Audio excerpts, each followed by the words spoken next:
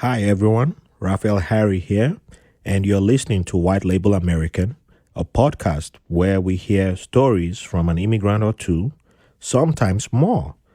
Thank you for listening and enjoy the show.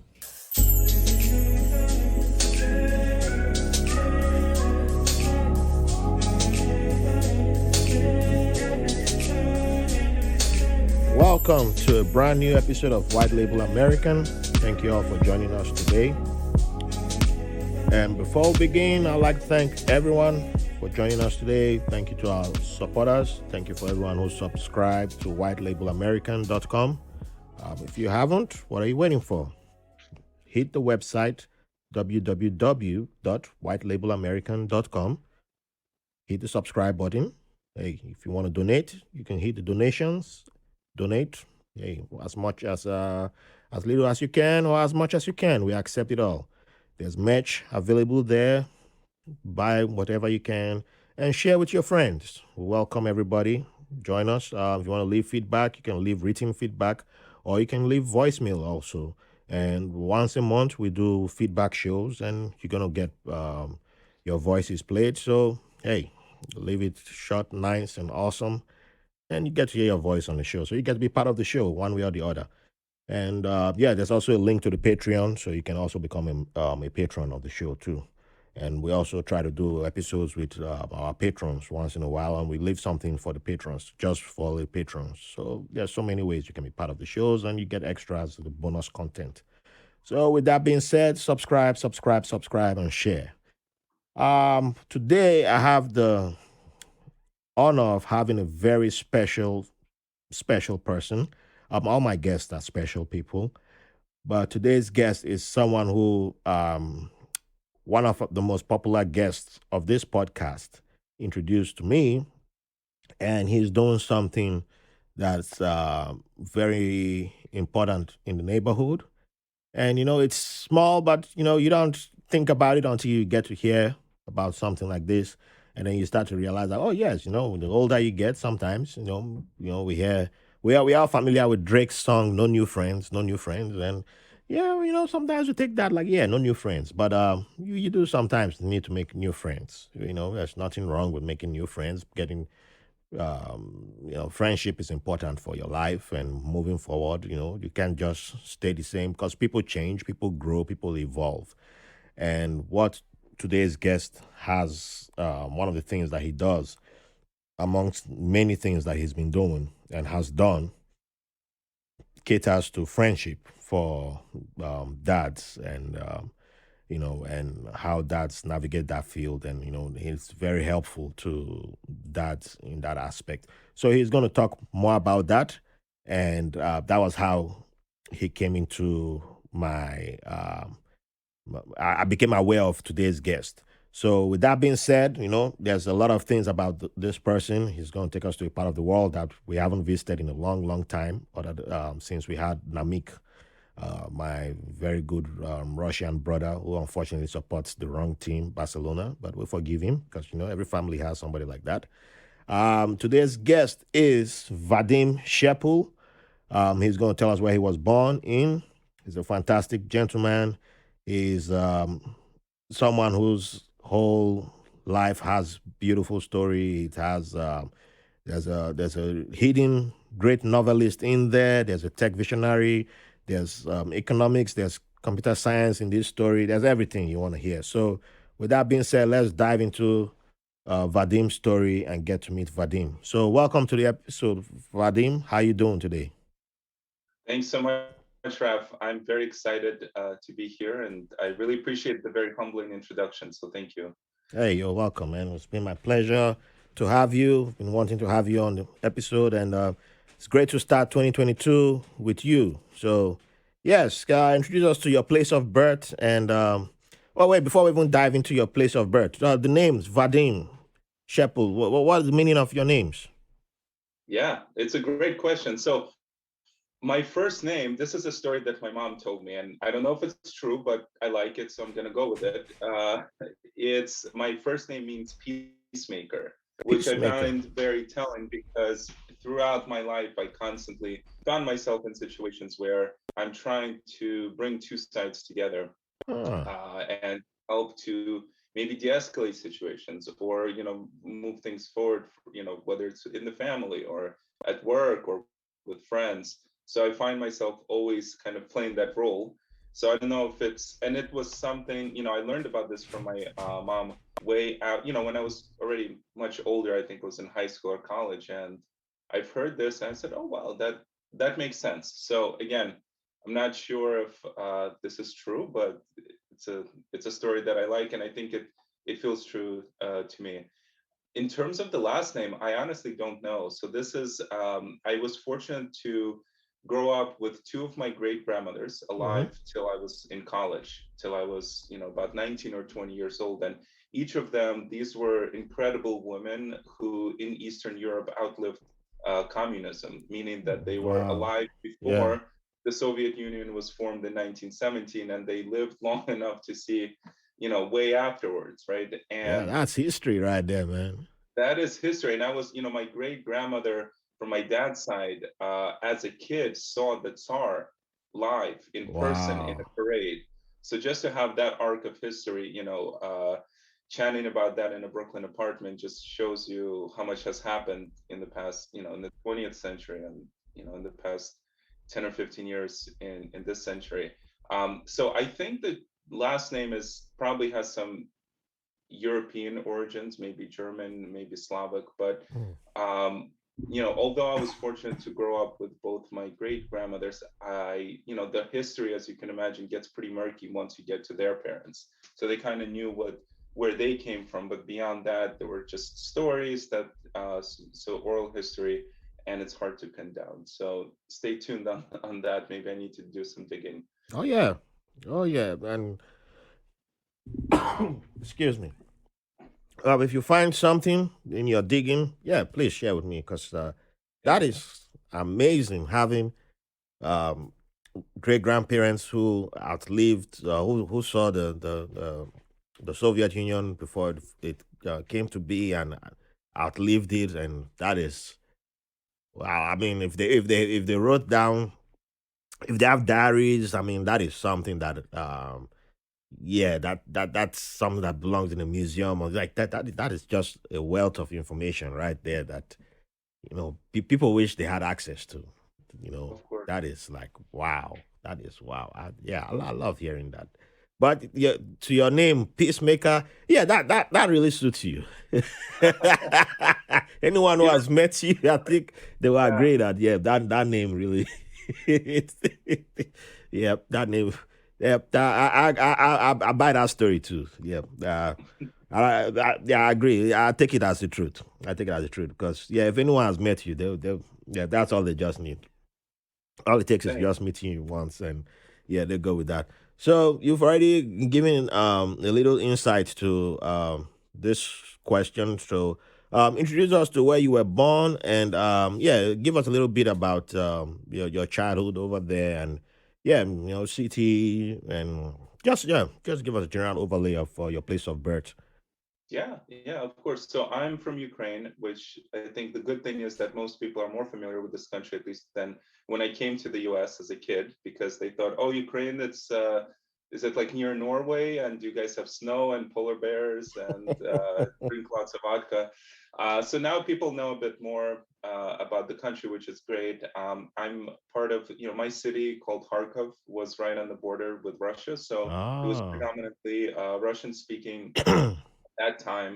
Mm-hmm. And beautiful city. It's about the size of Boston, so probably 1.5 million people living there. And I had what I think is a pretty typical childhood of a kid growing up in Soviet Russia in the 80s, mid 80s, into the early 90s as the Soviet Union fell apart. And then my family immigrated to the US in 94.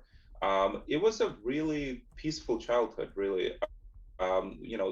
Great memories of sledding with my friends in the winter, kind of going to a summer dacha, which is a summer house, in during the summers with my family, um, learning, going to school. So really, it was, I think, a great childhood in Ukraine, and then coming to the U.S. Of course, the adjustment to being in New York City, being in America, and all the kind of cultural shocks that that come with that, both good and bad, was an interesting experience. But in terms of life in Ukraine, it was pretty standard for the time. So um, my family was in a stable kind of economic position. So trying to keep our heads above water as things were unraveling in the late 80s and early 90s. Yeah. But no, really, fortunately, no memories of hardship at that time, which Hmm. is really good.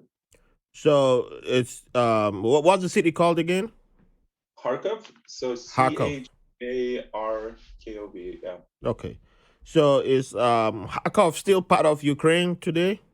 Yeah, it is. It is. So when the Soviet Union fell apart, Ukraine became its own country very quickly, and uh, Kharkov is definitely part of Ukraine. It's one of the bigger cities next to Kiev and a few other major cities there. So it has tons of history. I think it was the capital of Ukraine at some point. Oh. Uh, Lots of World War II key battles happened there as well. So I could go on more about the city, but it was definitely one of the major kind of manufacturing hubs as well.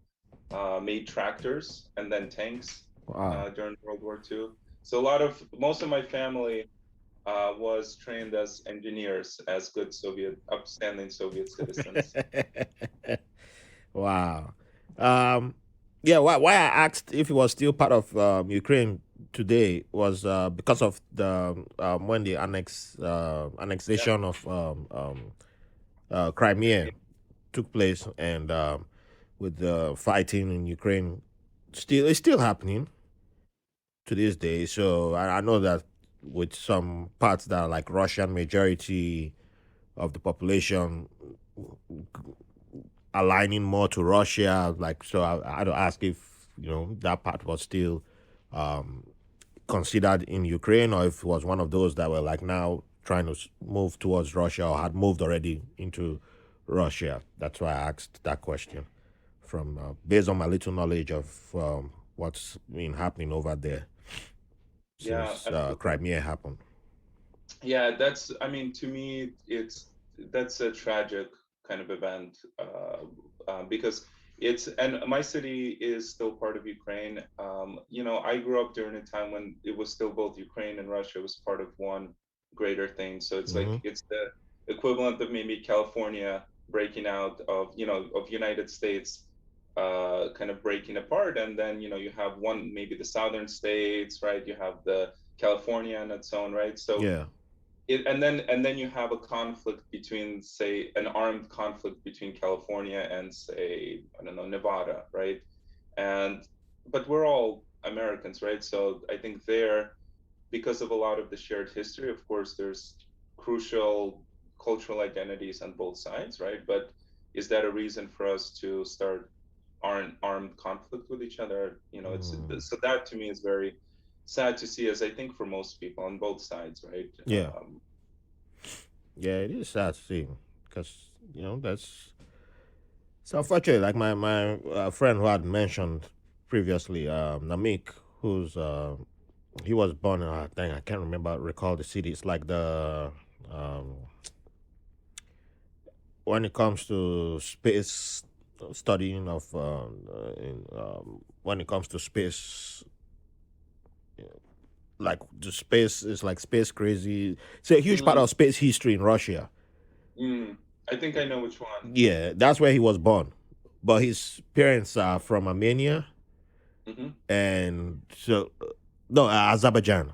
Sorry, Azerbaijan, and Oh, so he's Russian, but his parents are Azerbaijani, and so he's already connected. And you start seeing, and when he talked on his episode about diversity, and he's describing different groups that are in that part of Russia. And he's like, yeah, it's not just black and white; like it goes beyond that. So they're all connected in a way, and so if a conflict were to break out, it goes beyond just one country fighting another country. It affects more than just two two countries just exchanging. It's a whole lot of people that is being affected, and I think when you're not familiar with uh, the area, you're not familiar with the people in that part of the world, you don't get that picture, and you just tend to look at a conflict from a general point of view and just it's just this bad guy against, and then you start playing bad guy against. But that's why there's this saying that we have. I think not just only in Nigeria, but different parts of Africa, that when two elephants fight, it's the Mm, grass that suffers, exactly. and that's the equivalent of something like that because it's the grass. They're all the grasses, and so yeah. That I couldn't have put it better. Exactly. Innocent people who, have been pulled into this Mm-hmm. against their will. Yeah, yeah. Well, we're not going to spend a lot of time on war. Let's Yeah. move on to, let's come back to you. And so I would like to know, when it comes to your favorite childhood memory, will that Mm. come from your time in Ukraine, or will that come from after you had arrived in the States? Because you arrived there pretty young too. So, Yeah, yeah. That's a really great question. I think, there's an image that comes to mind when you say favorite childhood memory, so I could tell you what that is. all right. And but I think, the childhood in the US was very different childhood because it was more of like a quick adulthood because of the adaptation that we all had to go through. Okay. Um, so, when I think of my childhood, I think it still probably resides in Ukraine. And the memory is really, it's a very peaceful memory. It's at the summer house that we would go to as a family, and we'd have different crops there. So you can imagine like a nice lush garden and Mm. grapevines and cabbage and strawberries, all these things. And it's just really walking through that garden. And because I was so little, there were raspberry shrubs that were Oh. growing raspberries. But to me, that memory is like in a forest. So you're walking around and you have to reach up for the raspberries, and like you have to pull them down and eat as many as you can before someone figures out what you're doing. But that's a very Yeah. kind of, I'm fortunate to have that kind of very peaceful, warm childhood memory. Yeah. I bet those raspberries tasted the sweetest at that They point. did. There's something about being a kid, and um, whenever you're able to like access some fruit in the wild, or some at someone's farm, or like it's something about being able to like successfully access fruits from a tree, like you, especially when it feels like you're so little, and you can't do it, but you finally get it, and then it's like the taste of that fruit at that moment is like the sweetest thing you've ever eaten in your life. It might not be the sweetest tasting fruit, but at that point in time, it always felt like it was the sweetest. I don't know. That's how it felt to me as a kid. Well, we remember smells and taste. We remember the most, right? So that it stays with you. Uh, yeah. So you arrived in the States pretty early. So you were what, 9 when you arrived in the States? Yeah. And did you come straight to New York, or did you go somewhere else before coming to New York? Almost. So we flew out of Moscow, so in Okay. Russia. So our family, we took a train from Ukraine across the border into Russia and stayed for about 2 weeks in Moscow with a few friends while we were waiting for different paperwork to Yeah. get processed and whatever happened there. So we spent about 2 weeks in Moscow, and then flew straight from Moscow into New York and landed in JFK and took I think some friends met us and gave us a lift into where we'd be staying. And right as we were driving, we passed on the BQE. I don't know if where the promenade is, where you drive and you see the skyline open up of Oh. down. And I Mm-hmm. just remember driving from the airport. You can imagine all of our kind of impressions, or like the state of mind we were in, where we're just like, a day ago we were in Moscow, now we're in on the highway, and then seeing the city come and open up in front of you. That's something I'll always remember. So you got to see. Did you get a similar view in Moscow of like the what was the most popular The Red site, Scare? the Kremlin or so? Yeah, Yeah. vaguely. Probably, Excuse me. probably my parents took me there, but I don't have that much of a memory of it, to be honest. Well, I remember New York stood out. The Big Apple when you said. that maybe it kind of overwrote whatever memory I had of Ah, so seeing the New York, that the Big Apple scenery, was that like your welcome to America moment, or was there another moment that hit you after that, after your arrival? Like this is Yeah. you've arrived in America. Yeah, so I think there are two sides to that coin, and so there's two coming to America moment. That is certainly the first one, and that is a big one. But I think as most people who've immigrated went through a similar experience, because then that's kind of the shiny and the mesmerizing part of, you're in New York, you're looking up at all these buildings, all this hustle and bustle, you're just, in awe of all the beauty. Yeah. Uh, and all the freedom too, and I could speak more about that, into coming from a society where you had to really watch what you say, watch what you do. Now you're in a city where people, especially being in New York, right, you get on the subway and people are doing all kinds of things, and you're like, wow, I could do that, right? Like, you could do all these things and nobody cares. So that's one side of it. I think the other welcome kind of to America is more of like the adjustment that all my family, we went through, as all of a sudden having started from scratch, and a family of um, all my family had to take, like, my dad was working as a taxi driver briefly, right? Mm. My grandma was helping to, for a moment, clean the parks, right? Like, so things like, people who had PhDs, or, were working, Wow. very, very well, like, professionally respected, all of a sudden just Yeah. starting from zero, and just watching that really, stayed with me as well. That's a tough adjustment though to make, Yeah, because absolutely. yeah, it's people don't. I don't think that's something that kids understand until we start seeing it in even when we start seeing it in real time. Sometimes we don't even get how the system works here because like my mom migrated, like her final my she had been coming here for years, but when she moved here, she was well over 50, and she had what, like 3 4 degrees, and she was a senior director in the federal civil service in Nigeria. So you look at all those qualifications and you're like, oh, just gonna translate to the same thing in America. And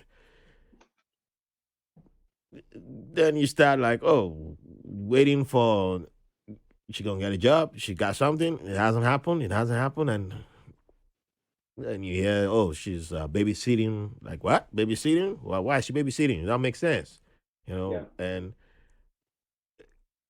you don't get it. And then you start, to realize, while later on it makes sense why there are certain people who made the move. And after they made the move, the communication disappeared.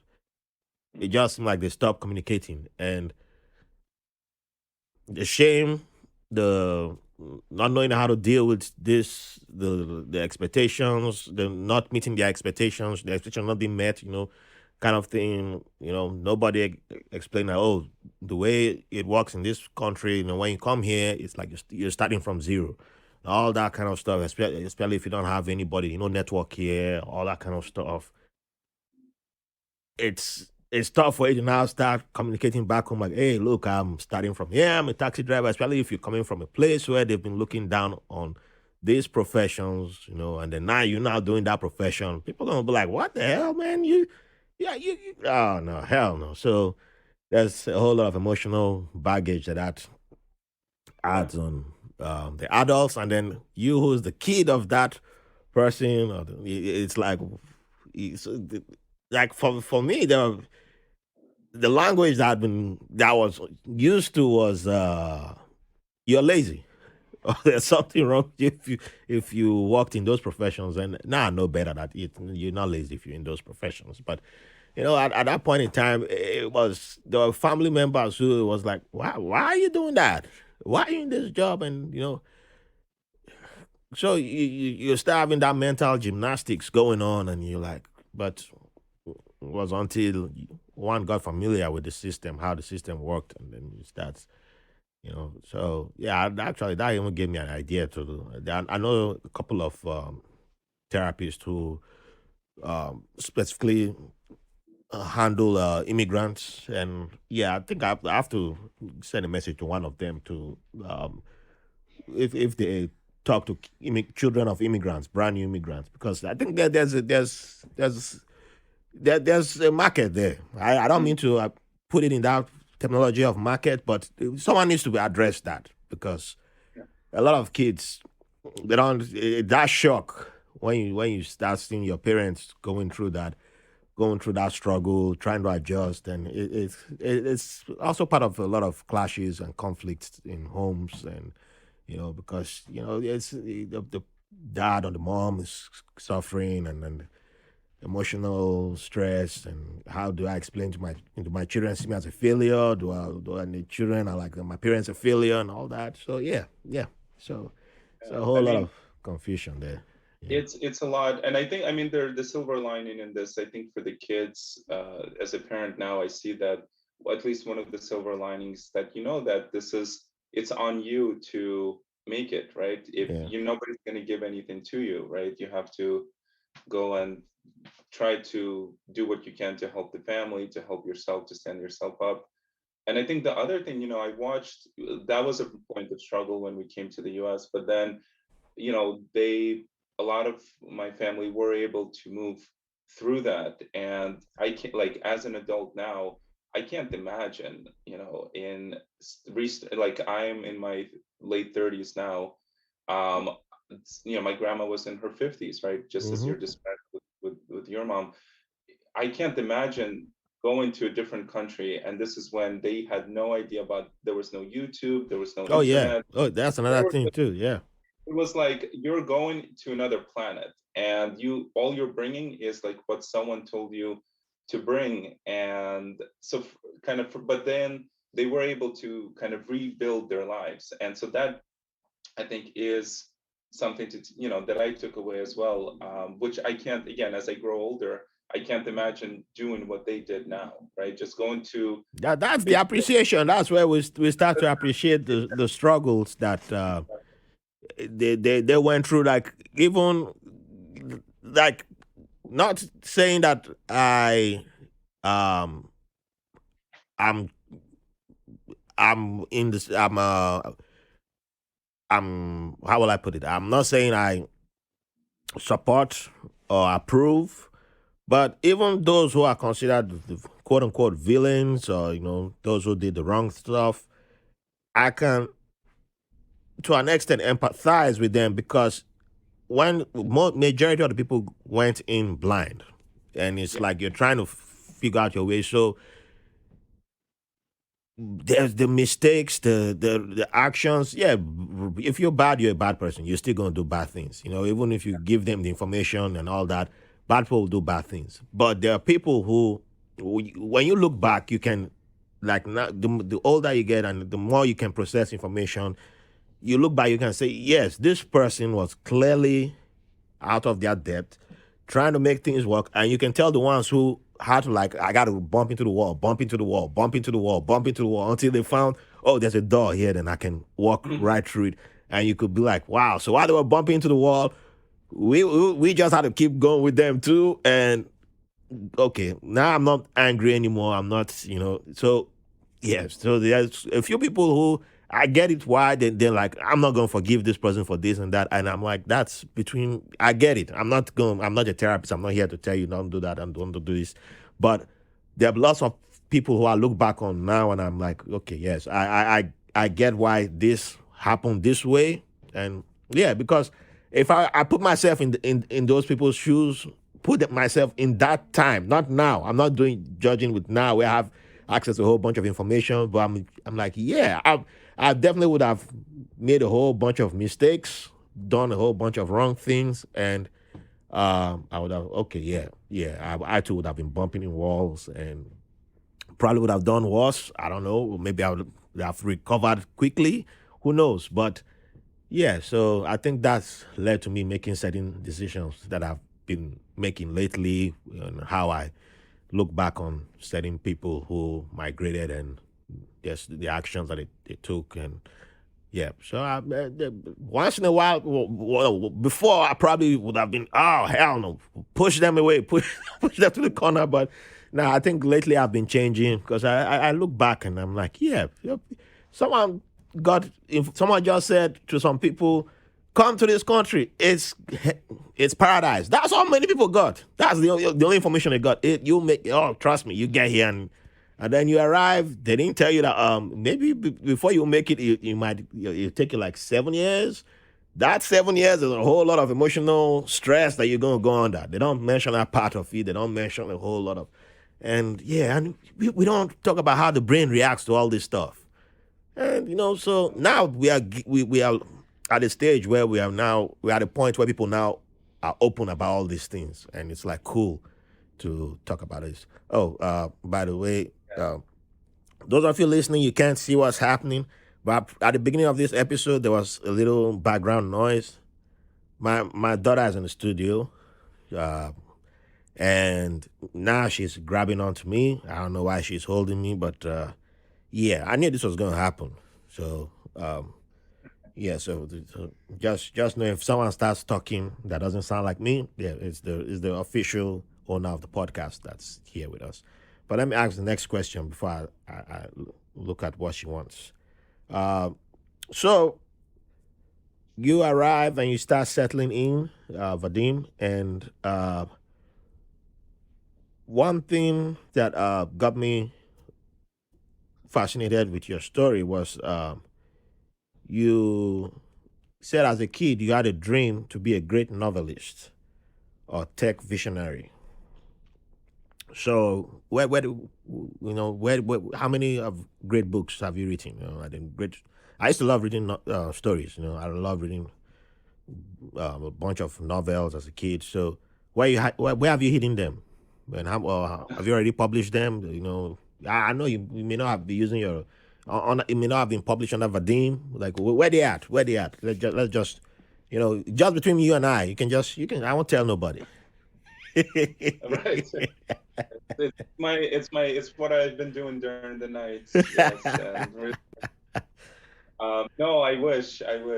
Maybe it's something that I still think about, and maybe I'll come back to later in life. But yeah, it's two. For me, when I was young, it was, and still is the case. It's two sides of the same coin, which is the feeling to create something, right? To Yeah. make something, bring something to this world that maybe wasn't there before, and you could do that.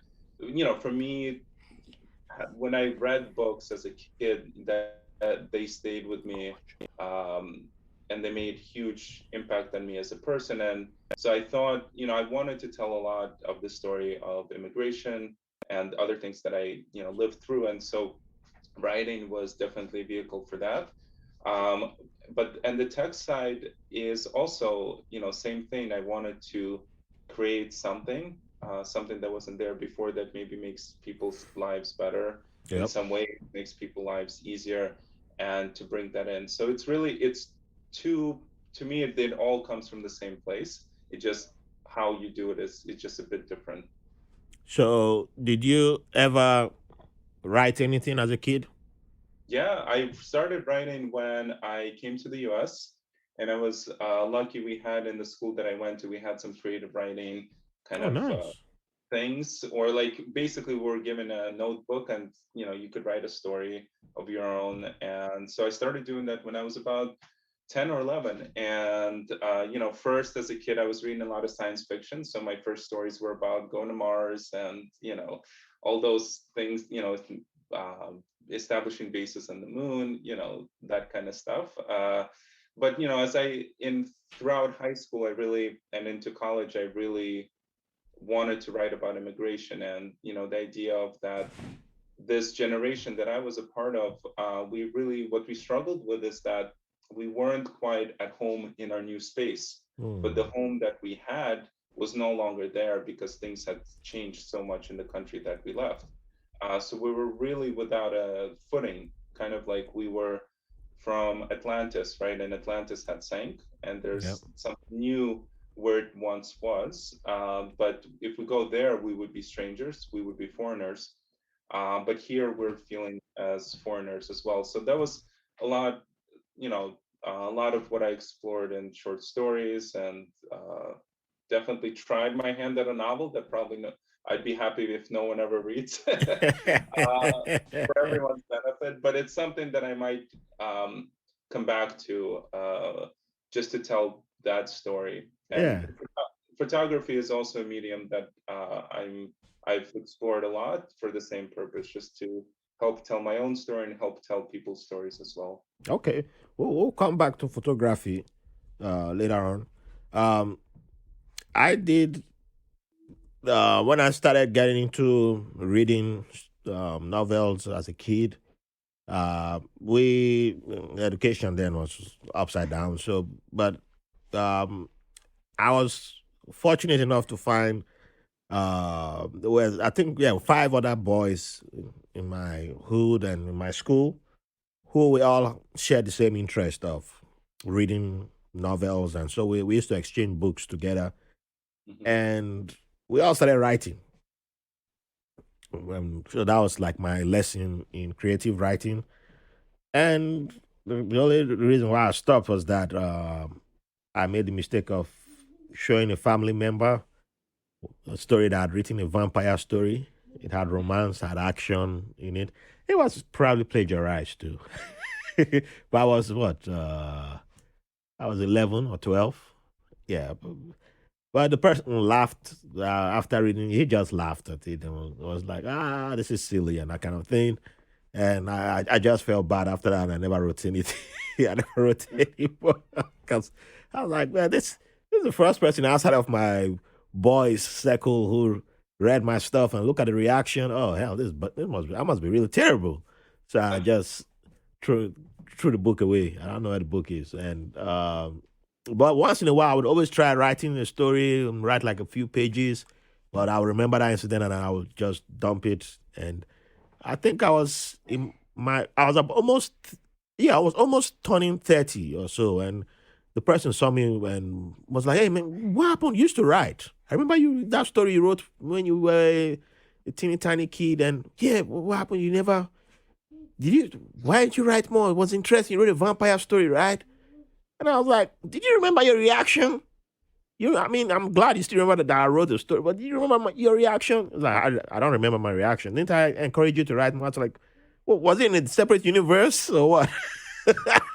you you laughed at me, and you told me it was trash and all that. It was like, really? I don't recall that. I was wondering why you never brought another story to me. I was like, yeah, I stopped. It was like, oh man, I'm sorry. I was like, oh man, that's kind of too late now. But I've always tried to go back because I love stories, man. And yeah, so I guess podcasting is where it's at. But although every now and then I start, but I just can't.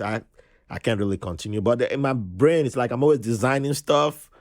That okay, this is a story I want to tell, and this is how I want to tell it. And then, but I love how you always had something about immigration, and you know about we weren't quite at home in our new space. That's powerful. And yeah, it showed that you have something that you should continue. You should continue. I like encouraging people to continue because, yeah, I always feels like something. It hurts me when I think about mine and how I stopped, and I was like, yeah, I wish I didn't listen to that person, or I'd realized that not everybody was going to like what I did, so that shouldn't have stopped me. But if I had known that message at that early age, yeah, I probably would have continued writing. Even if the first were terrible, I still would have continued writing because, yeah, you're not going to start and the first is going to be like 100 Nobel Prize worthy writing, at the beginning. So, Yeah, but hey, keep writing. Anyone listening, write your stuff. Write until it gets great. Right. Just keep writing. Don't stop. Just keep writing. Even I if you couldn't. think people are gonna laugh at it. Right. Trust me, there's one person who's gonna read it and be like, wow. And that's all you need. That one person is gonna be like, wow. So we should take a quick break, and then when we come back, we're gonna touch undergrad and then hit your what you're doing in the present. We'll hit professional life, and then come into something that excites me. Everything excites me, but the main thing, that club also. Hi everyone, we've made it 2 years, and who would have thought so? So let's go further and make it 3, make it 4, make it 5, make it 6. Who knows? 20. But we can't do this without your support. So join us on Patreon at patreon.com/white label American pod or linktree.com/white label American. Go there and you'll see our Patreon link, and you can join us for as low as $3. We have bonus content, we have bonus materials. There's so much juice over there that we don't release to the public. And yeah, you can contribute in making this podcast better. You can send questions, you can send your ideas, and also there's a lot of new things that are coming. The announcements are made on Patreon first because we have to, take care of people who help make this podcast possible. So you can be the one to make this podcast what you want it to be. Come join us on Patreon and make it what you would like to see. Join us, make it fantastic. Keep the 5 stars coming in, keep the love coming in. Thank you for the privilege of your company. Thank you for staying with us. Alrighty, so how did you know what you wanted to study in university, and why did you pick NYU? Wow. Yeah, that's a great question. So, I mean, it's always so funny when you're asking 17-year-olds to pick what they want to do for the rest of their life, right? Yeah. Again, now that I have a bit of perspective, that just seems a bit bonkers to me.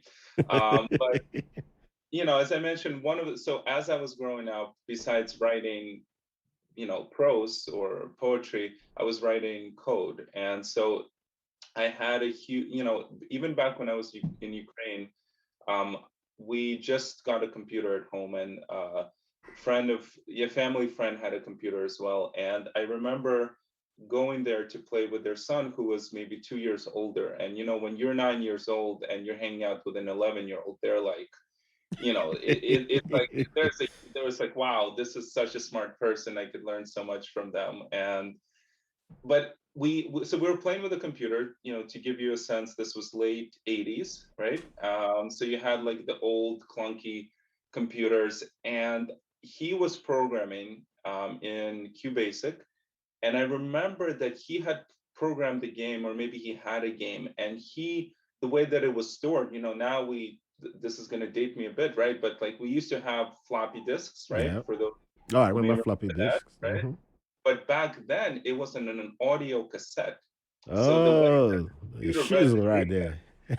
yeah, he put an audio cassette into a tape player, closed the lid, pressed play, and it was connected to the computer, and the computer read that as the program based Wow. on the audio, whatever sounds that it was encoded. And that just blew my mind right there and then. And so I thought, wow, I need to be a part of this somehow. And I thought it was the coolest thing to be able to program and make games, and all that kind of stuff. So I started coding, back then. And, when I came to the US, tried to code in any way that I could, just small stuff, definitely not anything huge, but it was still something that stayed with me. So I studied computer science throughout on my own. And, in high school, I took the classes. And so when I went to undergrad, I put down computer science as my major. But then, when I entered NYU, um, I guess to answer first your question of why NYU. So, I kind of, I was two minds. I wanted to go study somewhere else, right? Yeah. But I had family in New York, And NYU to me was this great school because of my interest in writing. It was seen as somewhere where I can maybe work with writers as well who taught there, and people who worked in literature. So I don't know, it had that vibe, a bit more of a bohemian intellectual reputation or vibe that I thought it was good, and it was practical because it was close to New York and I could stay with family. The challenge with that is, um, because it was so close to home, there was no practical reason why I should have been living on campus. So what ended up happening was, uh, Ah, it kind of getting actually the I went like you have to do the work, the classwork, but then you don't get the benefits of hanging out and like enjoying your time in college. So yeah. my my college time was actually pretty, um how can I say, like, mm, non-eventful. Like I went to class, I learned things. I then, I got interested in finance, and I was taking some economics classes as well. Um, and so it was in that pattern for most of the time. But I sense like I'm not getting the full college experience. I'm not really getting what I envisioned college would be. So for my Hmm. last term, I went to study abroad in Europe and Oh, spent nice. a semester in Prague. Oh, you And went to for Prague. me, that, like, yeah, and which is, I don't know if you've been, it's such an awesome, like just such a beautiful, amazing city. And so when you ask about college, to me, it's like in two parts. It was all the schoolwork and the stuff I should be doing that I did, right? Yeah. Going to class, learning things. And then the time in Prague is really when I felt like I learned, I took photography, I took poetry classes, I took Ah. history classes. And so for that, I let myself breathe a little bit, Hmm. and really enjoy that experience. And it was really nice. My friends had to come and drag me back to New York because they thought I would just stay there. I think that would have happened to me if I'd done something similar.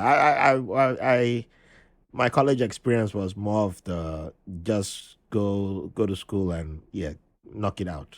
And Yeah, I had a chance to go exactly. overseas, and I thought about it seriously. I took it seriously, and I was like, I should go, I should go.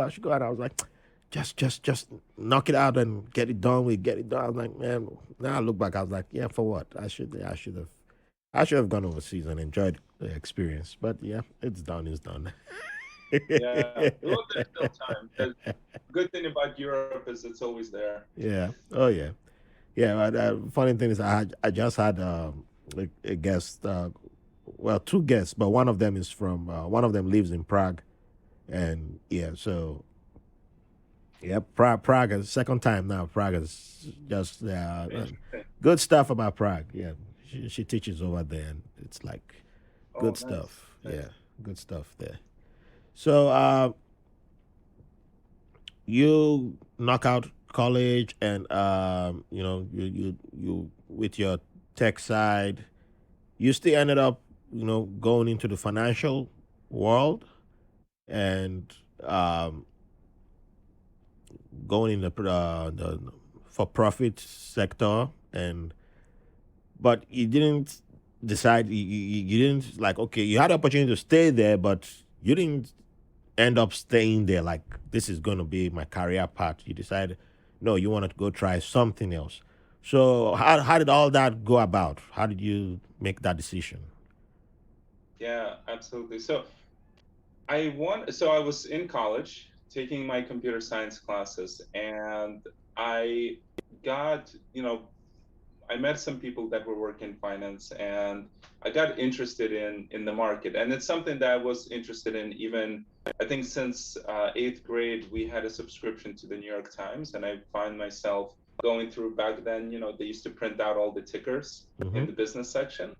So as a kid, I remember going through that and picking up a few books to understand like what the stock market is. So I had this like interest in the back of my mind. But in college, I got a little bit more into it, and had got an internship working in finance, and before I knew it, I was taking my broker licenses, my Series 7, my Series 63, and working on a trading desk while I was going to school. So I was usually, opening up in the morning, working in, until the afternoon, and then going to take classes in the afternoon and evening. And that was a really, I did like it, and I like the, as especially if you think of, 19-year-old kid being on a trading desk or trading floor. It's really exciting. There's lots of things going on, a Yeah. lot of emotion. uh, so it was exciting. But one of the benefits of working in that environment is, if you're on a trading desk, if you want to know what you're going to be doing in 5 years or 10 years, you don't, it's not a mystery. You just look down, a few seats to your right or to your left, where you see, the guy who runs the desk, right? And you see exactly what you'll be doing in 5 or 10 years. And, for me, it was never about the money. It was more about of an experience that maybe I could draw on in some way. Maybe I would write about it, right? So it was more of just being a part of um, that experience. And it was not something that, as I started doing it, it was just not something that I envisioned myself doing in 5 or 10 years, and that I wanted to dedicate my life to. So I started looking at different other things that I was interested in, and very quickly I started reading about international development and global health, and really kind of trying to see if I could put whatever finance skills I had, whatever business skills I had, to see if I could help use those skills to address different inequities that were there globally, and see if I can get to travel to different parts of the world to see how people live. So I really just wanted to get beyond the New York finance bubble of showing up at 7 a.m., leaving at 7 p.m., being in front of the screens all day. I wanted to travel, I wanted to see the world, and I wanted to kind of help improve things. So inequities is what is the word that stood out from what you just said, and that also ties back to some of the stuff that you had said previously, and it also relates to your name, Peacemaker.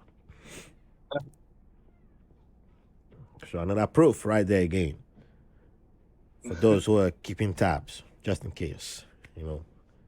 So, um, you took a job that took you overseas, and what was what would you consider the biggest lesson that you took? Well, before you get to the biggest lesson, excuse me, what what was like the biggest experience that you got from when you started this job that took you to different places, outside of New York, outside of America. What was the first experience that made you realize that this job is not is totally different from the financial jobs that you've been working, or the tech jobs? Like this is a whole totally different experience to what you Mm, were from the world that you were coming from. yeah.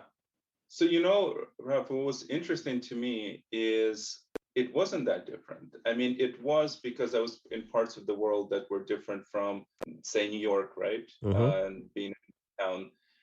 That was, of course, different. But, I drew on my experience in Ukraine, right? Of that, Mm. not all of us are living with food on the shelves in the stores. Not all of us are living with infrastructure and healthcare infrastructure and transportation infrastructure, right? There are parts of the world, many parts of the world, where you don't have that. So I had experienced that, through my time growing up in Ukraine, when the Soviet Union fell apart and we had queues, people were standing in line for 2 hours, and there was no food on the shelves, right? There was mass inflation, and we had money literally on the streets as you're walking in the mud, and you're seeing dollar bills, but you don't pick them up because you know that they don't worth that much, right? So I Wow. had that experience. So when I traveled to other parts of the world, it wasn't that to me was not, I actually felt quite at home, right? In that respect. What was surprising to me is that the challenges that we were trying to solve in the nonprofit work, and basically I worked in global health, we were trying to get more access to and I spent most of the time in sub-Saharan Africa. We're trying to expand access to drugs for HIV, malaria, and tuberculosis, so that countries could afford those drugs, can get them into the countries, can distribute them, make sure that people who need them got them in time. But the tools that we were using were actually very much the same. They were business tools. We were just using them from for a different purpose. And that was actually, it was something that I didn't expect. I thought I would be doing something completely different, Mm. with different tools.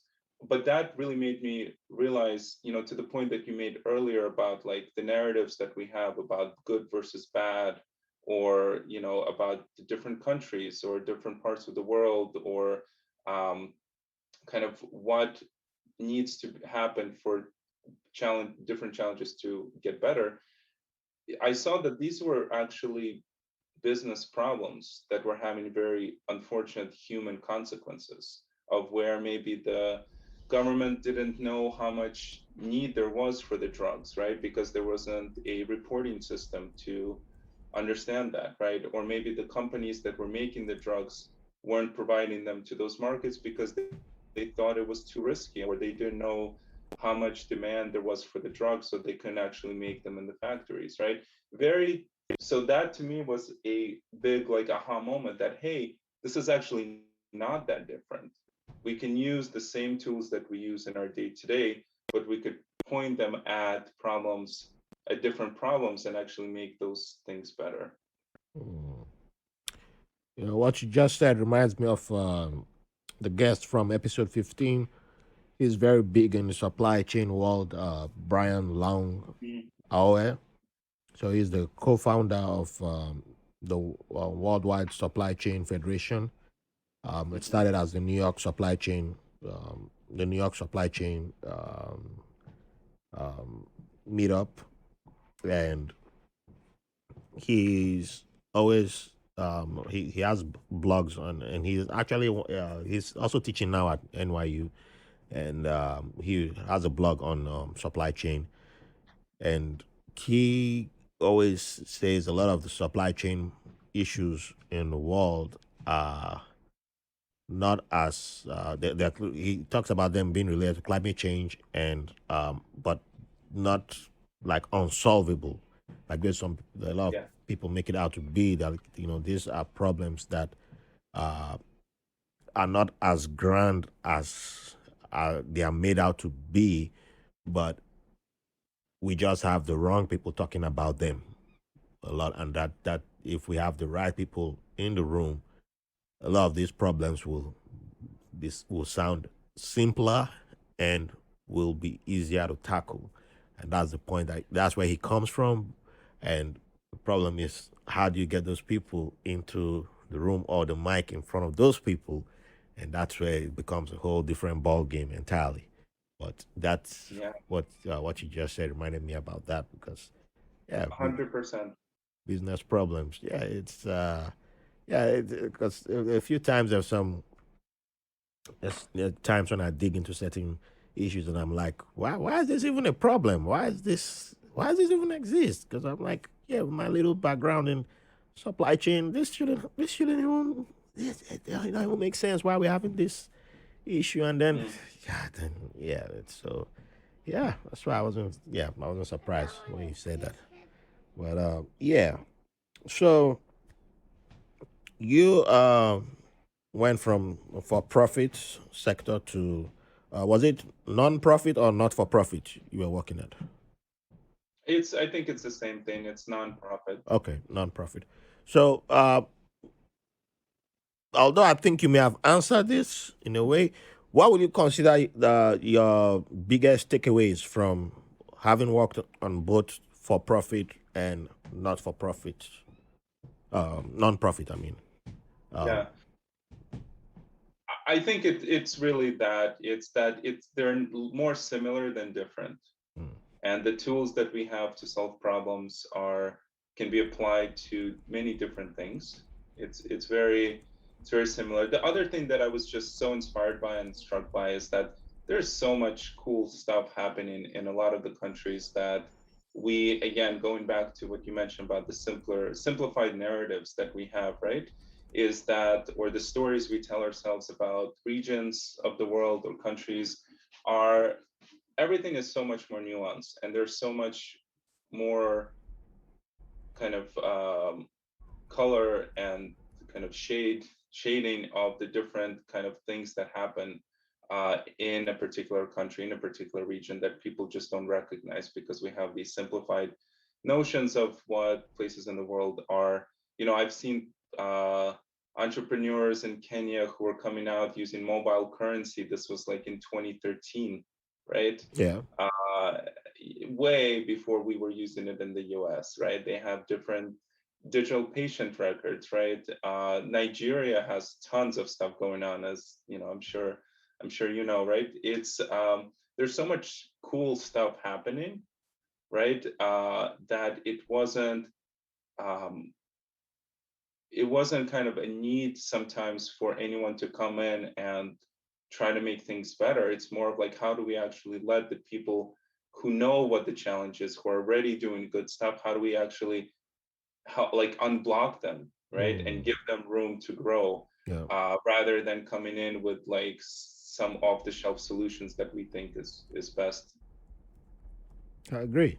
First time I ever heard of mobile payment was, yeah, it was probably around 2011, 2012, and it was in Zimbabwe.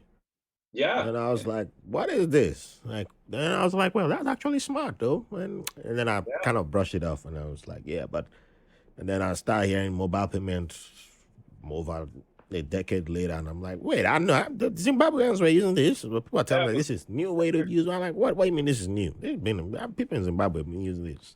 Like, yeah, Yeah. so, that's true. So you've been to a couple of sub-Saharan countries, lived over there. Did you mingle with the food? Yeah, of course. Oh, Especially in Ethiopia. I'm still looking for a good Ethiopian restaurant in New York City. So if you have any recommendations, I yeah, miss that. did you try the place that used to be on Fourth Avenue? Unfortunately, I think the pandemic shut down their business. No.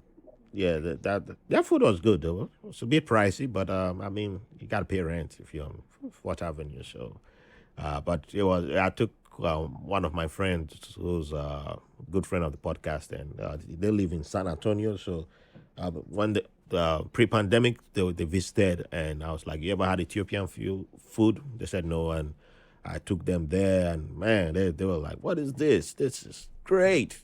Great. Like had the local, the whole food was served and washed their hands, dived in, and they were like, "Oh man!" Every time he finds an Ethiopian place in San Antonio, he always gonna text me like, "Hey man, I found one." Yeah, like you don't have to be reporting to me, but yeah, yeah. So that's how I got started on Ethiopian food, but unfortunately they closed down. What's the place called? There's one in Midtown. Actually, is it Midtown or Soho? Yeah, I think it's Soho. So, by West Houston, close to West Houston Street. It's a small corner. Well, by mistake, I found that place. I saw a play there Mhm. around 2013, and after seeing the play, and it was off Broadway, and it just came out and just let me play around there. I was with two friends, and just it's like a bit, it's like a basement restaurant, Mhm. and I was like, yeah, let's go down there. That was how I ended up having St. George beer or whatever. Yeah, I think it's called St. George beer. That's how I ended up having that beer for the first time. I was like, oh, Ethiopian beer. Yeah, let me have it because I can't stand going to a restaurant that's be it whatever country it is. And I Yeah. ask, what's the beer from that country? And they're like, oh, well, let's sell American beer or beer that's common here. I'm like, why you call yourself a restaurant from whatever country you are? You don't have a beer from that country. That's something that pisses me off. But I love that place because that was the first Ethiopian place I walked into. They were like, "Oh yeah, we have Saint George beer." They had another honey beer or something. And I was like, wow, this Ethiopian place got everything. The food prices were decent, and the food, yeah, the food was good, and the quantity was like, I was like, man, was this for one person only? Like, I don't know, like I wasn't expecting that. It's closer to Soho, so yeah. I think it's called. I have to look it up. I'll probably send you the place when I find it. Yeah, Yeah, but yeah. Other than that, I've not had. It's only then there's another place by Columbia University that a friend took me to. It's for students mostly, but they're small in the whole spot. Yeah, those are like the three Ethiopian places that I've been to in the city. But yeah, Ethiopian food. Yeah, I'm not. Yeah, I'm down with Ethiopian food. I'm a foodie. I eat everybody's food, but yeah, Ethiopian. Cause like and most West Africans are like, we don't do Ethiopian. I'm like, man, get out of here. Your bread is like the bread, man. that bread, exactly. Yeah, Also from Zim, you have sadza, right? A lot of other dishes as well. I've Uh, never had. Well, I haven't. I've had. No, I've not had Zimbabwean food to be honest. I have an aunt who's Zimbabwean, but she's been colonized by Nigerians because she married. She's my aunt by marriage. She married an aunt or my uncle, who but they're divorced now. But the bond is too strong, so she's Nigerian now because she makes nice. yeah, Cool yeah. friend. Even though they've been divorced for how many years now, yeah, she still. I think she cooks more Nigerian than Zimbabwean. So, because I never every time I've been around her, I've never had her offer me like, hey, it's Zimbabwean food. So I was like, man, I haven't you're disqualified from being Zimbabwean. I just remember by your name that you're Zimbabwean. That's it. You're supposed to be my gateway into the Zimbabwean food. Now I can't even be like, yeah, I know Zimbabwean. What's this child doing there? Dang. Anyway, yeah, but I've never had Zimbabwean food. South African, I've had. Even the South African place has closed. There used to be one by, I don't know. Did you ever try it by? I think Court Street. I think it was called Madiba. Well, yeah, it No, used I to can be a check. popular South African restaurant. I went there once. It was quite packed, but yeah, and it's closed now. So I don't think I'm bad mouthing them. The food wasn't. It wasn't my favorite. Let me put it that way. But yeah, I guess being used to a lot of African food, yeah, maybe that's why it wasn't top notch for me. But let's just say a lot of Mhm. white people were there having a good time, and I was like, yeah, y'all don't know good African food. That's why. But the food was expensive and everything. They had Mandela's photo everywhere. They had Bob Marley playing. I was like, where's the South African music?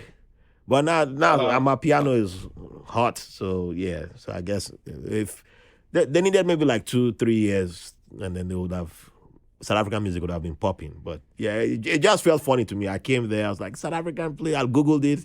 South African. I was like, let's go. Took Verena came there, and I was like, this is weird. All I'm hearing is just Bob Marley. But the waiter who served me was like, oh, he's from South Africa. He literally just came from South Africa. The waiter was brand new. I was like, okay, I believe you guys. You're South Africans. Uh, where the food? What's this food? Like, oh, well, it's like, man, come on.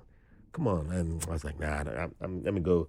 I'll go eat for. I'll go try other places. Yeah, but there's also a Senegalese place on Fifth Avenue. Um, mm, past I think after President Street, Les Succulent. mm. Yeah, it's Senegalese. They open late. You have to check the hours. They don't open early, but yeah, it's also new in the neighborhood. So I try to patronize them once in a while because I don't want to lose because we've already lost the Ethiopians. So I have to make sure my Senegalese people remain. Yeah, For sure. yeah. So Ethiopian is the favorite that you have. For now. But I Okay. should try some Nigerian. I haven't tried enough. Yeah, there's a lot of Nigerian, but yeah, Divine Flavored on Atlantic Avenue. They deliver. Yeah, I go by those. I have to bring the owner too on the podcast, but yeah, they got great options. And if you're vegetarian, vegan, I give them good business. I give them business. So yeah, those guys are awesome and good customer service too. So that's the thing with Nigerian places. You can find good food in some places. Customer service is gonna be like, God, I ain't give you my money no more. But Divine Flavored, they got good food, good customer service. So yeah, that's why I can call their name. Some other places, yeah, the food is too good, but the customer service, I'm like, ah, ah no. But yeah, yeah. Well, start with Divine Flavored. You're right there. You won't regret it. You won't. All right, and Ghanaian food too is also, yeah, Ghanaian and Nigerians. They're literally they're twins. Well, don't tell them I said so because they're gonna start fighting now. All right, so before we let's not spend too much time on food because I'm gonna start feeling hungry now. Yeah, so you're back to you are you still with the you're not with the non-profit, right? You've moved No, you so I've continued. Yeah, so now I'm in my day job is in still in healthcare, but more in the biotech side. So with okay. an immuno-oncology companies that's developing cancer therapy Yeah. for globally. So for both kind of US and Europe, but also for other countries as well. And I think it has one of the reasons I joined, it has a big mission to actually make more of these therapies available globally. Okay, so it's still in line with your personal mission statement of, you are always attracted to something that involves the well-being of others. Yes. I think You've gone beyond just making money. About you don't. It's not about you just. I mean, yeah, you got to pay your bills and all that, but it's not about you just. You think beyond that. You think you include well-being of others in anything you do. That's I have a reason why I'm going there because I'm coming to the next theme. So you said during your downtime you decided to found to become the founder of a club known as that club. So why did you do that? yeah. Great question. So it's, I've been struggling with something for a while now. For the Probably for the past 5 or 7 years, as my daughter was born, as I gotten older, and that's really to have more friends, right? As a man, as a an adult. And what I found was that, I consider myself lucky because I have a few close friends, and I've known these guys since we were 15 or 16 years old, so since Mm-hmm. high school. And I know them very well. They know me very well. They call me out on my BS. They know when I'm kind of you know probably not being my best self, and so I feel lucky to have that. But at the same time, I feel like we all grow, and I find that most of us, and myself included, are lacking really a band of brothers, right? Like a group of other men who we can draw on and that support our emotional health and well-being. And I think for men these days, emotional health and well-being is a hugely overlooked area. It's something that we as guys don't talk about because we're brought up to say, hey, I don't have any issues, Yeah. everything is good, I'm strong. And also as a society, it's not something that we talk about either. And I think what I see, this is something that I've struggled with a lot, where I have my work friends, Mm-hmm. right? I have a few old pals from high school or college, but maybe I know some other parents from uh, my daughter's school, but really otherwise, it's incredibly difficult to form new meaningful friendships as a man when you have other commitments like work and family. And this you feel that, or at least for me, I felt that in the most critical, toughest moments of my life, when I was dealing with something with my daughter, when I was dealing with work challenges, when I was going through some personal relationship challenges, right? I really felt that, hey, it would be great to have a group of close friends on which I can rely on, or that could offer me that foundation, that footing. And I had not felt that. And where do you get friends as a man these days, right? Because we're all zipping back and forth. Now we're all living in this weird Zoom world where we're even have even less in-person interactions. So it's really tough in my mind, to do this, and I think it has very real and very serious consequences for men as we get older. Because if I look at men who are 60, 70 years old, the ones that are living their best life and are well off from a physical and mental standpoint and are healthy in that way, are ones that have a social network around them. Those Mhm. that are isolated, you deteriorate very quickly. And this is something that I would want to avoid for myself, but also for a lot of other men that I think are struggling with the same thing out there. So, So, yeah, go ahead. that, yeah, so I'll pause there.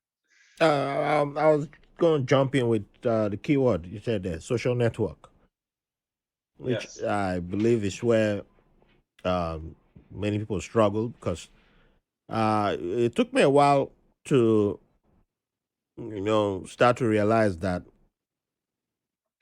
there was a vibe that I thought I had, but I didn't really have.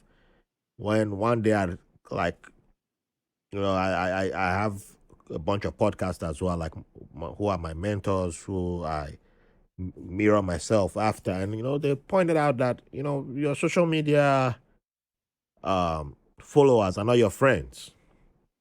That's just a basic thing. Yeah, you might end up creating a friendship through social media. It's not saying you should throw everybody who you know through social media and all that, but if you look at a way, like, okay, give use Twitter as an example. You see this current wave that I don't believe in cancel culture. By the way, I'm not using that to go on the cancel culture thing. I don't believe in it, but you see this thing where it's like there's this hive mentality that people do, where it's like, oh, we didn't see you comment on this, so you're a wrong person, and then the people start getting mad at you, and it's like, are they really your friends? If all these people are supposed to be your followers, all these people are they're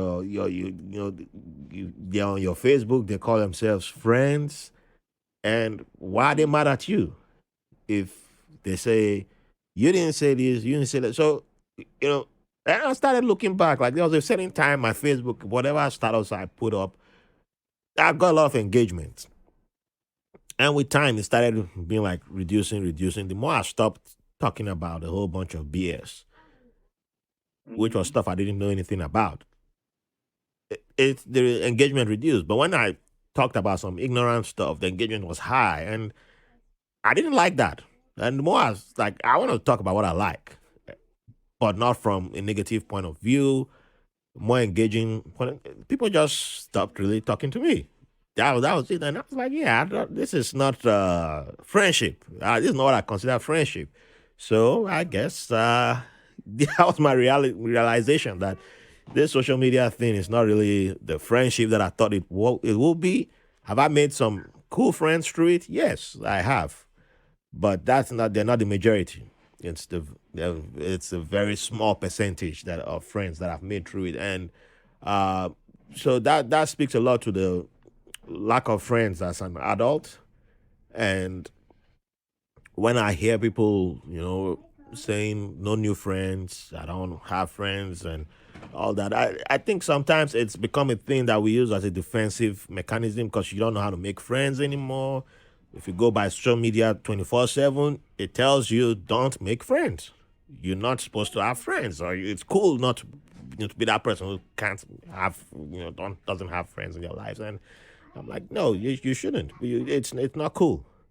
But you can have a social network that is positive, has a positive impact in your life, has a positive impact in a positive engagement in everything that you do. And that's how I'm now approaching things now. And I've started changing a whole lot of things that I'm doing. And since I've started doing that, yeah, it's a lot of work. And that's why I'm happy that what you're doing exists, because we need people like that. We need stuff like this that you're bringing to the table that's completely devoid of the what's it called, of this hive mentality thing of like, oh, we all here to just bash one person or fight, and I'm like, yeah, it's just energy draining. I'm not looking for friendship for that. That's not why I'm looking for friends in that aspect. I'm looking for friends,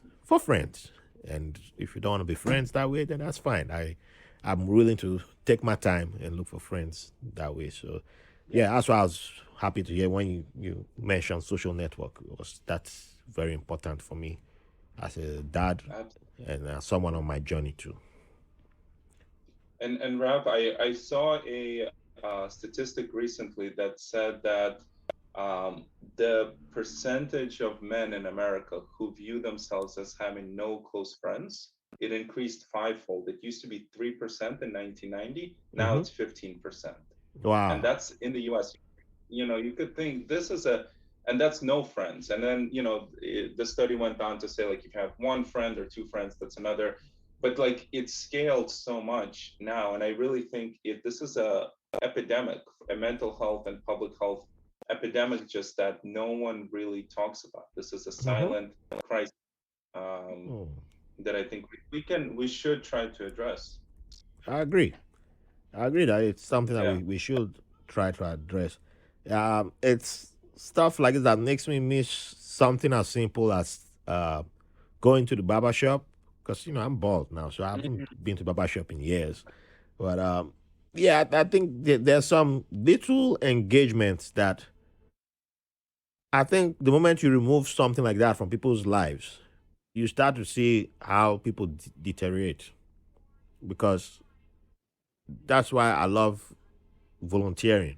The moment I discovered that volunteering was something that I could have been doing all these years, I saw how less of a engaging I became on social media. I spent less time on social media. I stopped being that person I was always fighting. I used to fight a lot on social media. I'm not some kind of saintly guy. No, I used to be that guy who I would spend hours and I was like, why am I going back and forth with somebody who I don't know why what have I gained from this? I spent hours going back and forth. You won't be able to change the person's mind. You didn't change one. You haven't gained anything, but it's like I own this person. You didn't own anything. So rather than doing that, I rather go volunteer somewhere, and then I get to meet new people and get to learn something new. And I felt much better from doing something like that, and getting to meet people that way. And I was like, oh, you know what? I could be doing this rather than fighting somebody who might be say a teenager somewhere, or I don't know, could be a bot. And Exactly. so as soon as I started learning that, I was like, yeah, the more I started doing stuff like that, the better I became for my mental health. And even when the pandemic began, at the beginning, I think I spent more time reverting back to the fighting thing, and then I discovered that wait, I could put on a mask and go volunteer. So Mm. that as soon as I started doing that, there are people who have tagged me in posts. That I'm like, why are you tagging me to come fight somebody? And yeah, all right, yeah. If the person needs to own somebody, yeah, you've owned me. You won. I just come there with the white flag. You've won. Bye. I'm gone. I go volunteer. That's it. But yeah, it's it is a silent pandemic. It's something that a whole lot of us, men especially, with we don't know how to cry for help. We don't know how to ask. Um, we don't know how to say, "I need help." It is difficult. Even the first time I ever asked, the first time I ever sought therapy, I did not ask for therapy. I did not say I needed therapy. I just got fed up and I started ranting to my Mm. primary care doctor, and she looked at me and said, "Would you like to talk to somebody?" Yeah. And apparently, I was amenable to talking to somebody that day. And I just said, whatever, yes. But literally, I was crying for help. Yeah. A lot of us just don't know how to do that. We just don't know how to say, I need help. Okay with being, and I'm the kind of person who is okay with helping others. I see people sending out the signal. I'm writing messages. I'm about to say goodbye or that kind of thing. I will intervene. But I myself didn't know how to say I needed help. Help me. It was one of my weaknesses, one of my uh, problems I needed to work on. So yeah, I relate to men having that struggle, men having that issue, men having that problem, and especially those of us who are in the migrant community. A lot of us are not told that, hey, this is it's okay, it's okay to cry, it's okay to say, I don't know what step to take now. That's why I made that point earlier in the episode that I can look back at certain that some of those who have come before us and see the steps that they took and how much bumping into the walls that they made, and I can empathize with them.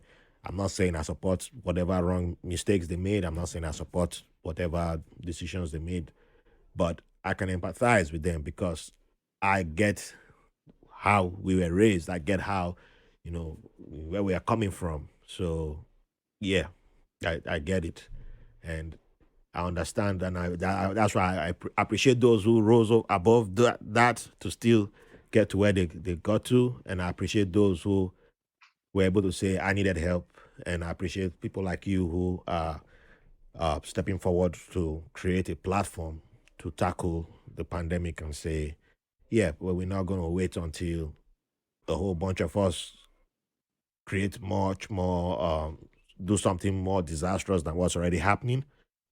Yeah. And like, yeah, we need to step in, and we should all be stepping in right away, So yeah, it is welcome. One quick thing I would like to ask about is you already mentioned being a dad, and I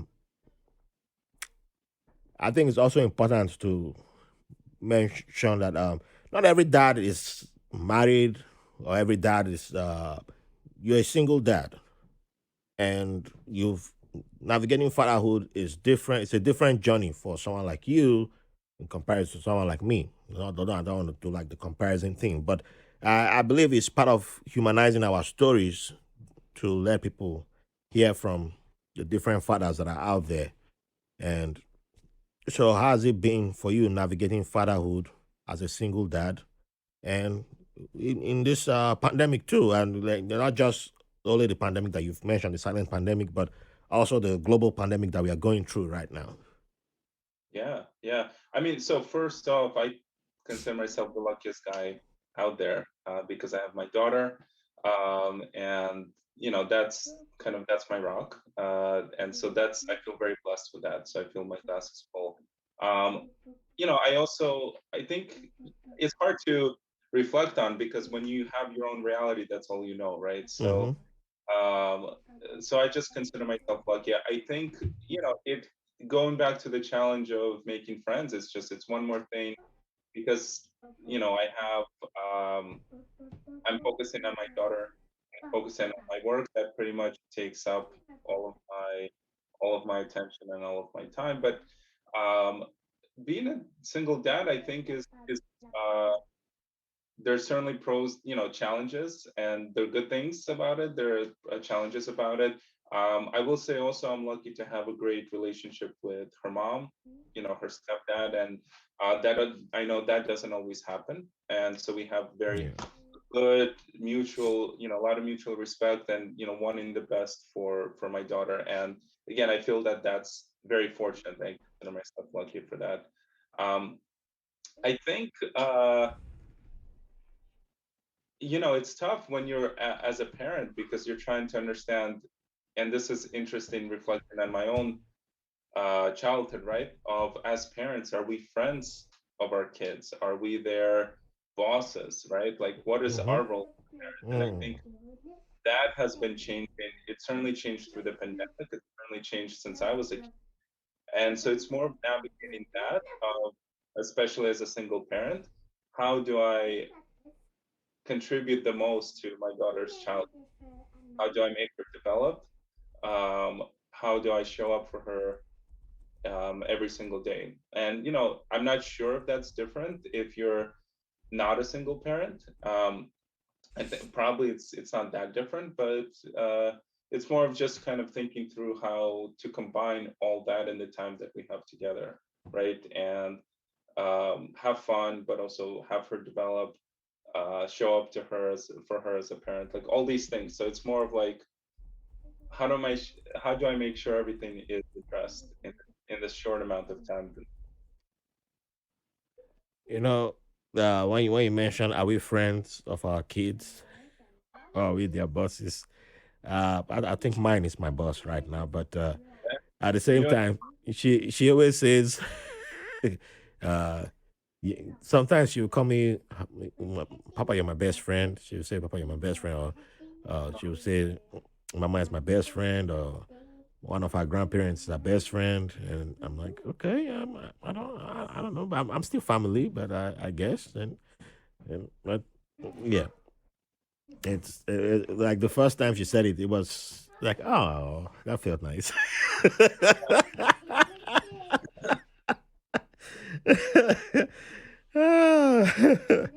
Well, yeah, yeah, it's a beautiful thing. It's a beautiful thing at the end of the day, and it's lovely to always see that you a parent who is able to well, not just a parent, but both you and the parents who are able to evolve into saying just because we put our child first does not mean we can't find our happiness. And even if the happiness, even if it means that both of us not being together, it does not mean we can't make our child happy or children happy. And that is something that I love seeing and I celebrate because I grew up seeing people or hearing people say, "Oh, I stayed in the relationship because of the children," and you could tell us we were miserable, and it got to a point where they were actually hating the children because it was like, "Oh, you're responsible for my misery." That's what it mm, started turning into, from hating the partner to hating the children, because it became, you're my misery. You all represent misery to me, and that's why I'm never an advocate for staying in a relationship because of the children. You can find happiness apart, but doesn't mean you have to make the children or the child misery. They didn't ask to be um, they didn't ask to be to be made um, a scapegoat. And it's up to the parents to always do the right thing. And if doing the right thing means separating, then separate, but still do the right thing. So I'm always um, glad to hear and see parents who are doing the right thing and still making it happen for their kids, because it's possible. It's not, there's too many people who just claim like, oh, you have to live together. I'm like, no, you don't. You don't have to live in the same building. You don't have to live under the same roof for you to do the right thing for your child. Like, that's nah. I've seen and I know better now than way back then. Now, no, no, no, no. So, thank you for giving me your time. We have to start wrapping up now. Uh, my daughter is going full haywire too, so yeah, I have to start speeding it up because she about to go berserk now. I think she has too much energy from all the fruits she's been eating. Uh, but I can't let you go without asking two fun questions. So I can't believe I've had someone born in Ukraine and I haven't even answered. I haven't even asked this question. Do you even Adidas? do I even what? Sorry, Adidas. Yeah, I asked that question intentionally. Adidas. Yeah. Do I have Adidas? Do I wear Adidas? You know what the question? I didn't have to say the question in any grammatical way. You know what that question is. Yes. I so I grew up with oh my god, so many guys in Adidas suits and Fila suits. If you ever seen it, you know what I'm talking about. Hell yeah. So yes, so probably yes, but maybe we don't publish that part on the podcast. Ah, cause it's like my boy Namik, that was like, man, Namik, yeah, I'd buy his son, his first kid. I bought that one, a whole Adidas tracksuit. I was like, come on, you gotta get my nephew in the game immediately. And actually, there was a day I Cool. got a ride. Yeah, it was an Uber ride, and the driver was born in Kiev. He grew up. He was actually a pilot during the Soviet days, and that was how we bonded because I saw he was wearing the tracksuits, the Adidas tracksuits, and when we started talking, I was like, "Wait, you from Eastern Europe?" He was like, I'm Ukrainian." I was like, "Oh man," and I was like, "I could tell from your Adidas." He was like, "Really? You know that too?" Oh, that we started bonding, and it was so funny. But yeah, that Namik put me on that, man. He put me on that. That you blame him for that. Blame him for that. So that since then, anytime I see someone from that part of the world, I'm like, do you even Adidas? If you don't Adidas, man, you're not from there, man. I can't take you seriously. That's how the question comes. I'll wear mine next time we play soccer. Hey, that's it, man. I'm part of the family too, because that's why I always wear Adidas. Yeah. I got a tracksuit too. I got everything from head to toe. All right, so now final fun question. Everyone who's been a guest on this podcast has the rhythm, or as my Zimbabwean sisters say, the rhythm. So we need you to dance for at least an hour. And don't worry, it's not going to be on video. Don't worry, we're not doing it right now. But we need you to dance for at least an hour. And I know your daughter is going to love this question. We need three artists, name three artists that can keep you going for at least an hour. Whew. All Now, right. there's a catch to it. There's a catch. You can't give us the most popular names. You can give us artists from, back in Ukraine, or you can give us from diaspora too. We'll take that. But or you can give us from the places that you've walked when you were walking overseas. We'll accept those. But at least three artists that can keep you going for an hour. All right. So I can answer that, but maybe so three. First two that come to mind. One is flamenco music, kind of like the South Spain type of music where Yeah. it just I don't know what it is, but every time I hear it, I just want to move, right? It makes you want to move. I So don't who are the artists? We need artists. I know flamenco, but we need the artists. it's stuff like Gypsy Kings, Okay. like that kind of stuff. Um, so that's one. The other is completely different, maybe electronic music. So, in Mm. the festivals where you have lots of lights, lots of music, Yep. uh, that could be a lot of fun too. I mean, I grew up on guys like Tiesto, way Mm. back way in the day. But there are lots of other new acts now. Uh, so that's actually something that I would love to go to somewhere with lots. Maybe this is a post-pandemic thing because I've never wanted to go to any of these uh, festivals when I was younger. But Okay. now, when we've been locked up for so long, I'm like, I just want to be with other people. I just want to move. Okay. Uh, so that would be fun. And the third one, honestly, I don't know. Maybe jazz. So like swing dancing. All right.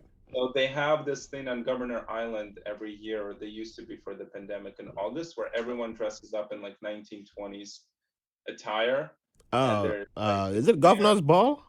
governor's ball. Maybe I don't know if it's governor's ball, but everyone, it's like going back in time. It's like the jazz age, and that's a lot of fun too. I don't know it that well to name any artist, but that type of music. Well, no, I think all the jazz people who come into my mind now have passed away. Uh, oh man, well, I'm just right. Jazz music. Um,